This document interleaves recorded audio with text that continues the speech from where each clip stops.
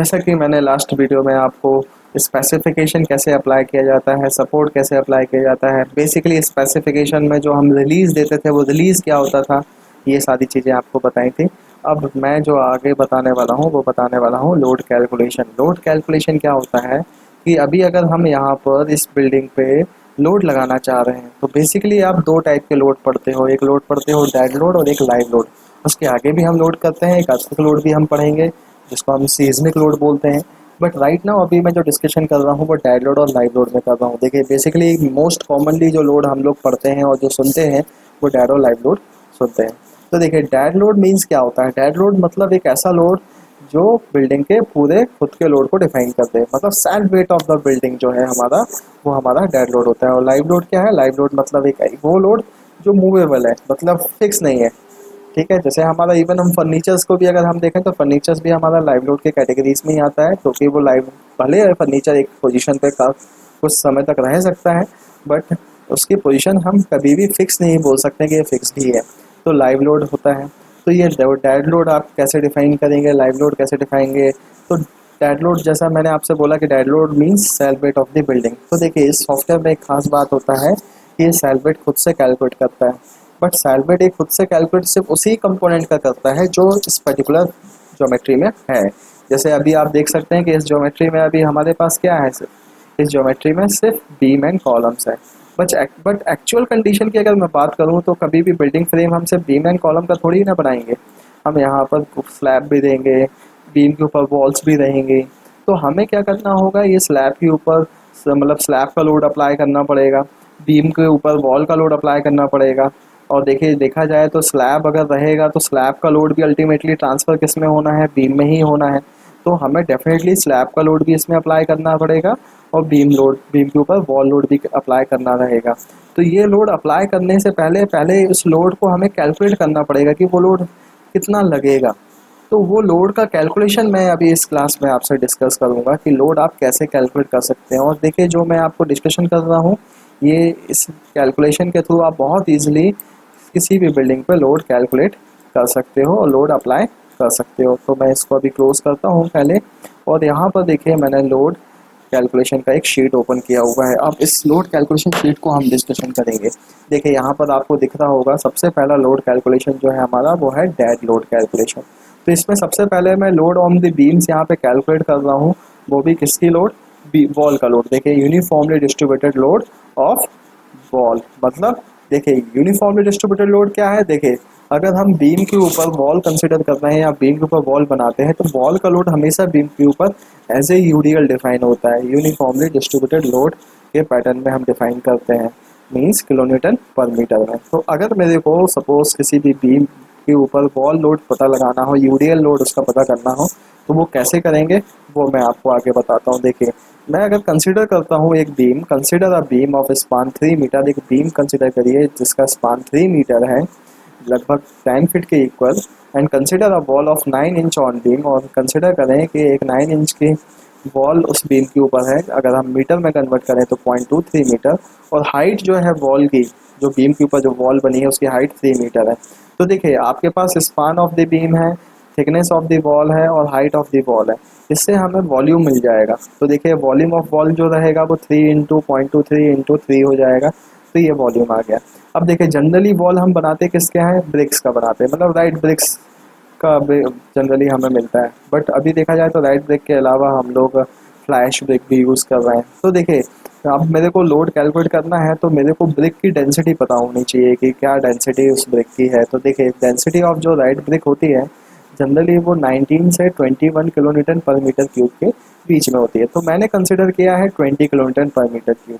तो देखिए आपके पास अगर किसी भी कंपोनेंट का डेंसिटी है, वॉल्यूम है, तो आप डेंसिटी को मल्टीप्लाई अगर वॉल्यूम से करेंगे तो आपको लोड पता चल जाएगा। तो देखिए जैसे ही मैंने डेंसिटी इंटू वॉल्यूम किया तो मेरे को लोड ऑफ द वॉल पता चल गया।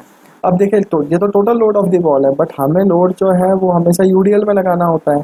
तो हम UDL load of the wall कैसे निकाल सकते हैं, बीम के ऊपर डिवाइडेड बाय 3 करके, मतलब टोटल बीम का स्पान, ये तो टोटल लोड है बट हमको मालूम है कि बीम का स्पान 3 मीटर है।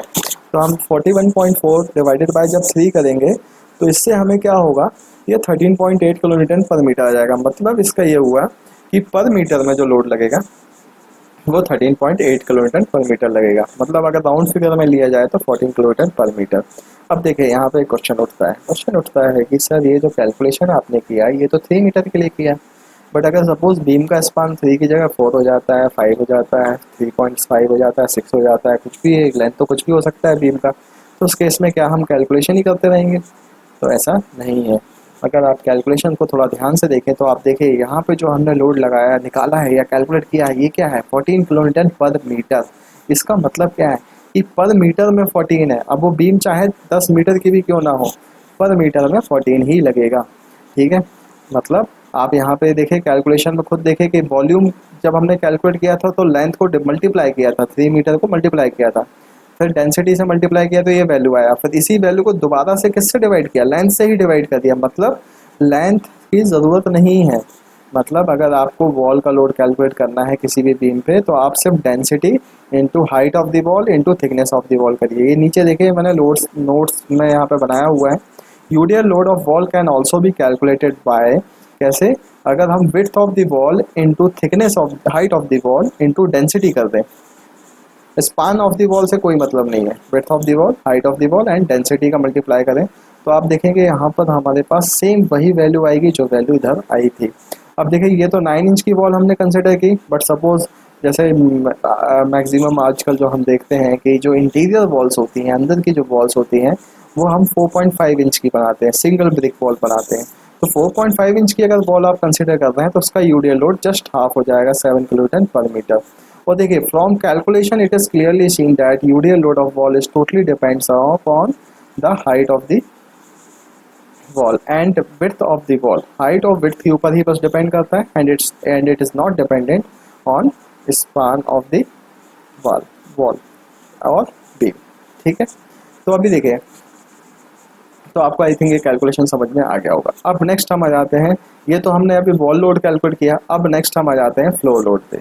तो फ्लो लोड कैसे कैलकुलेट? फ्लो लोड को हम बोल सकते हैं स्लैब लोड। स्लैब लोड कैसे कैलकुलेट करते हैं? देखिए पहले तो मैं स्लैब लोड कैलकुलेट करने से पहले आपको बता दूं कि स्लैब का लोड हमेशा as a pressure load consider किया जाता है, प्रेशर के फॉर्म में। ठीक है, जैसे वॉल लोड हम यूडीएल में लेते हैं तो स्लैब लोड हम किस में लेते हैं? प्रेशर लोड में लेते हैं। तो देखिए यहाँ पे कंसिडर अ फ्लोर एरिया, मैं सपोज एक कंसिडर करता हूँ कि एक एरिया हमारे पास फ्लोर एरिया है 3 मीटर बाय 3 मीटर का, इसको कन्वर्ट करेंगे तो ये 9 मीटर स्क्वायर होगा।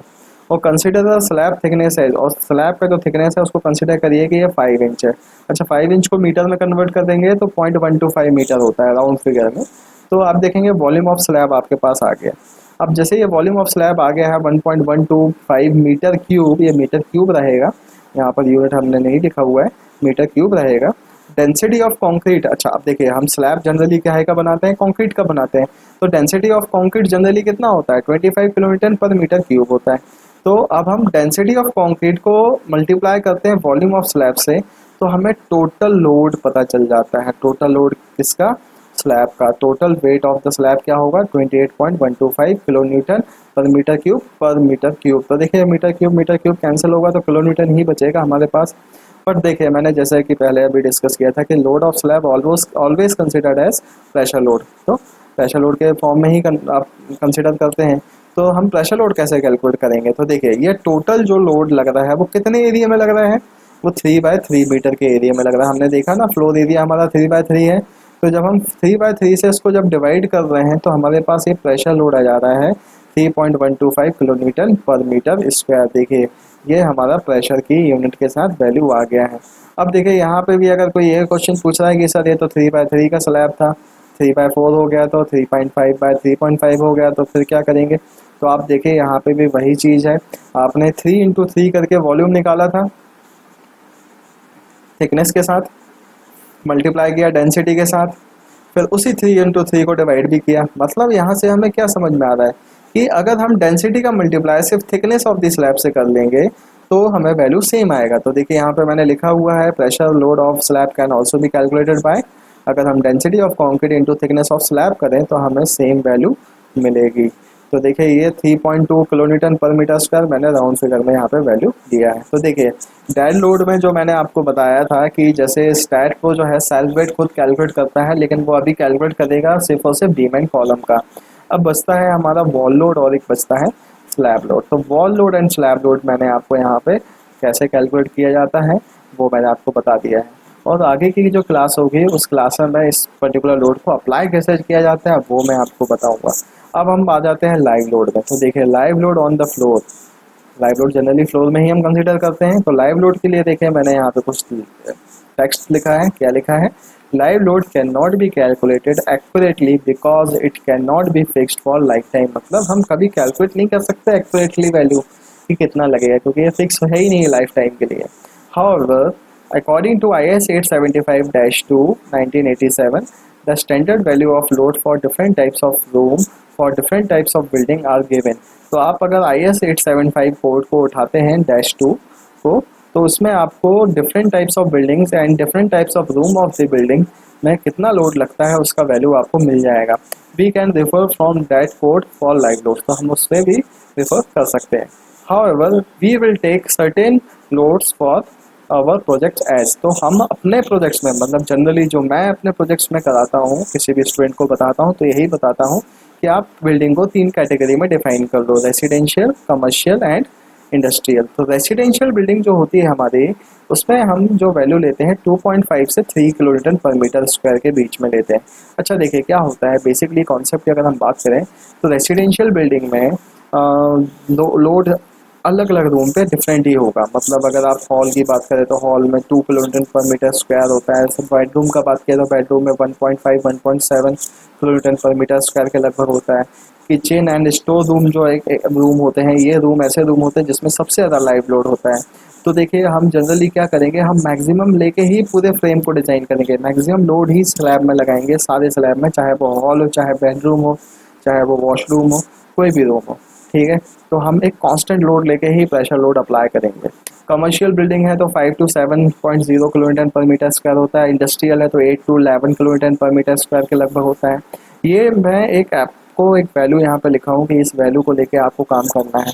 बट एक और बात ध्यान रखनी है कि अगर इनकेस कमर्शियल में कोई स्पेशल पर्पस अगर कोई कंडीशन फंसती है, या इंडस्ट्री में क्या अगर बात करें तो इंडस्ट्री में आप एक ऐसा फ्रेम बना रहे हो जहाँ पे एक बहुत हैवी मशीन आपको उस पर्टिकुलर स्लैब के ऊपर रखना है, तो देन उस केस में आप कैलकुलेशन कर सकते हो कि इस पर्टिकुलर मशीन का लोड कितना होगा और फिर इस लोड का पर मीटर स्क्वायर में कितना प्रेशर लोड आएगा, ये आप कैलकुलेट करके आप वो वैल्यू भी लगा सकते हो।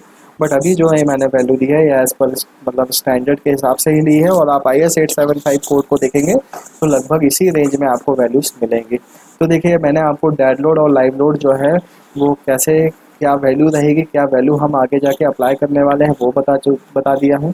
अब मैं क्या करूँगा, नेक्स्ट जो वीडियो रहेगा उस वीडियो में ये डेड लोड और लाइव लोड को कैसे अप्लाई किया जाता है वो बताऊँगा। फिर उसके बाद हम आर्थिक लोड जो है उसके बारे में पढ़ेंगे। ठीक है, अभी इस पर्टिकुलर क्लास के लिए इतना ही रहेगा। ओके।